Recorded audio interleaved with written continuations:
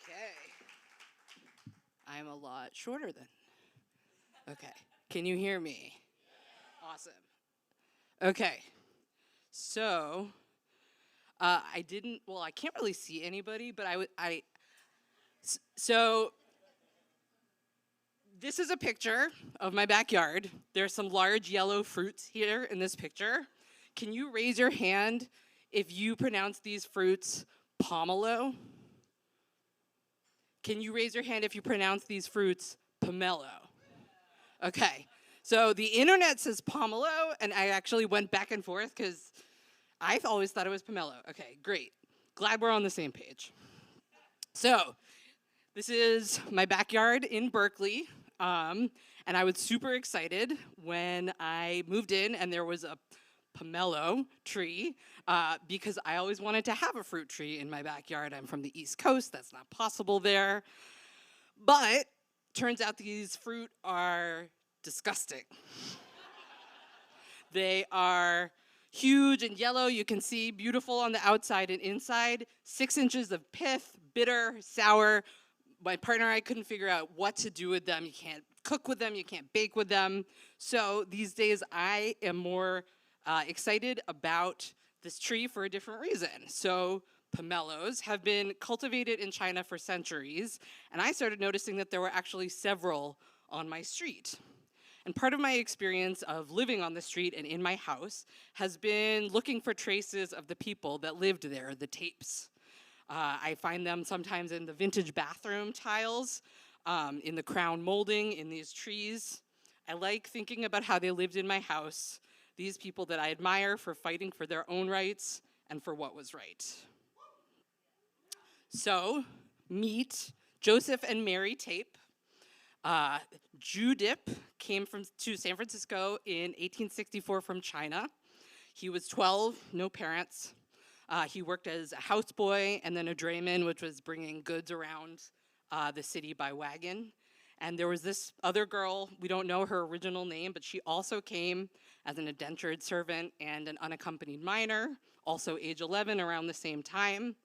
She worked in a brothel as a maid for a while before running away, being raised by the Ladies' Protection and Relief Society by a woman named Mary McGladdery. And she took Mary's name, Dip, took the anglicized name Joseph Tape. They were both Christian. We don't know, they met at church maybe, not sure. We know they did not speak the same dialect of Chinese, so from the beginning, they lived together in English. And we know that somehow they were married at a wedding given by Leland Stanford, of all people. No clue how they came to know him. And their eldest daughter, Mamie, was born a year later, 150 years ago this year. These are remarkable people, and they created a remarkable life. Joseph was very successful. They had all of these very middle-class hobbies: hunting, taxidermy, reading Shakespeare. Mary was super artistic. She was really into painting, music. She was a very accomplished photographer. She prepared her own plates. She made her own negatives. She had certificates from the Mechanics Institute. And my favorite fact about them is that they somehow became very basically fluent in Morse code, and they had a telegraph line between their house and their office, and they would basically just like text back and forth 1880s style. So thank you. Here is a map of where they lived, the Cow Hollow area-ish. It was just starting to be settled. Chinatown at the time was 95% male-dominated, and the thought is that Mary maybe was nervous about that because of her childhood experiences, so they didn't want to live there.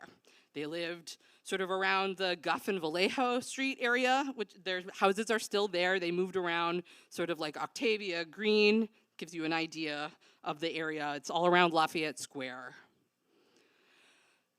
During this time, they were starting a family in the context of this huge, horrible upswell in anti-Chinese sentiment. There's this flood of Chinese immigrants coming to the US. There was a big economic crisis happening in China at the time, and of course, there's the gold rush in California. So there's lots of opportunity here. So you've got suspicion, resentment, anger, especially as the gold rush ends, there's less opportunity. It's not unusual for mobs to burn down Chinese-owned businesses in San Francisco. And at the end of all of this, the 1882 Chinese Exclusion Act. Boo. So this is the tapes in the 1880s.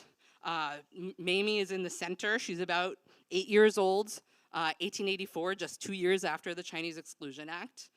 She's smart. She's learning the piano. She is being tutored by a neighbor and her brother too. They want to go to school in Cow Hollow, where they live. And the school says no. At this point, there are about 2,000 Chinese children in San Francisco, 3,000 in California. They briefly had a school financed by Chinese merchants, but it closed. They're requesting all the time, please let us in, please let us in, no, no, no. Lawsuits were a frequent tool of the Chinese community at the time. They used it to fight prejudice, striking down ordinances under the Civil Rights Act of 1870, under the 14th Amendment, and the tapes were ideal plaintiffs. They're middle class, they're respectable, they're Christian, they're fluent in English, and so they sued and they won. The court required that Mamie Tape be allowed to attend school. Two major characters against the tapes here are Jenny Hurley, the principal of Spring Valley Elementary School, and Andrew Mulder, the superintendent. They refused Mamie entry again, and they appealed the decision. And they did not hide that they're trying to find a loophole to get around this thing anyway, or to evade Judge McGuire's decision. The tapes were not going to take this. They took the case all the way to the California Supreme Court.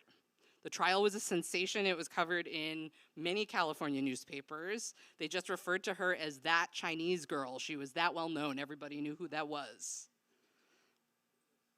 Here's Mamie as a teenager on the left with her mom sitting and her brother. And the California Supreme Court sided with the tapes.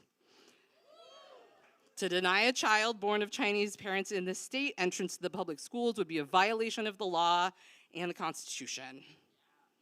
But they also pointed out, you're presenting your appeal to the wrong department of our government. That is to say, as the law stands, you must educate any native-born student. But what if you change the law? As it suggests, unfortunately, it was a brief victory. Mamie returned to Spring Valley School with her lawyers. Miss Hurley said, I'm sorry, we need your vaccination records. Chinese people were known to resist vaccination. The tapes handed them over, they were ready. Miss Hurley said, oh, I'm sorry, the school is full. Maybe you can join a wait list. And while they waited, the superintendent lobbied the legislature to add a quota establishing separate schools.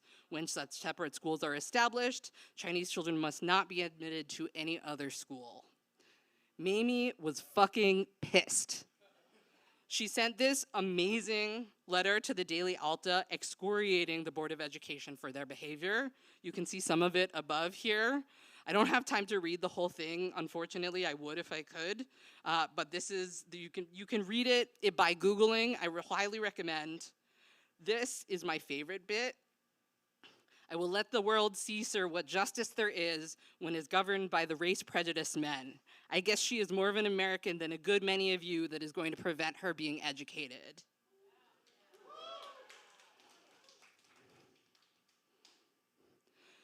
I know that tonight is supposed to be about locking horns and not backing down.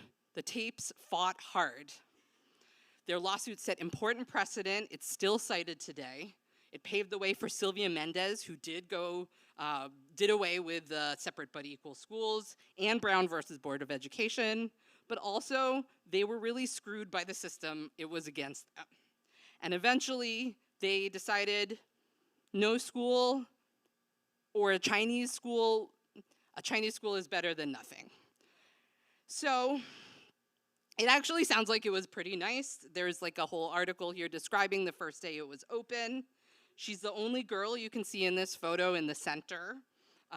The irony is here she's dressed up for a school photo in these traditional Chinese clothes, when actually one of the legal strategies they used was pointing out she wears Western clothes.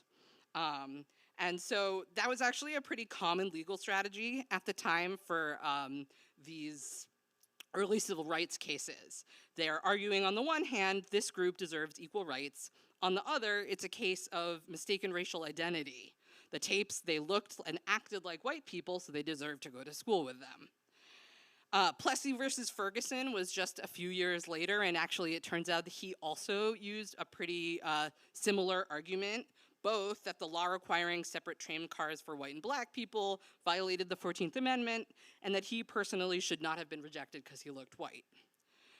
May Nye, who wrote an amazing book about the Tapes called The Lucky Ones that I highly recommend, points out that this strategy is not without its cost because it concedes to the racist hierarchies of the time.